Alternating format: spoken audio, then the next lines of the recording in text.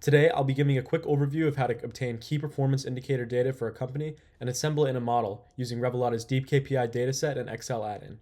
We're going to start by opening the deepKPI tab and clicking Search deepKPI. Then, once it's loaded, we can type in our company, Costco. So, we're selecting yearly. We're going to first select our consolidated income statement and then our disaggregated revenue by product. So, we're going to navigate up and select their membership table, which is going to give us all our numbers for Costco's members. Then we're going to click Import to Excel, and deepKPI is going to automatically open a new worksheet and start pulling the data. If I had to look through all these 10Ks for all of these different line items and copy and paste them separately, it would probably take hours, but I just did it in 2 minutes using this deepKPI Excel add-in.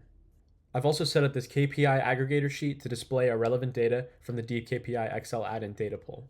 And since it's in time series format, it makes it super easy to input the data and have it available, ready to model. Now, in just a few minutes, we've pulled all relevant financials for our Costco revenue build using the deepKPI Excel add-in.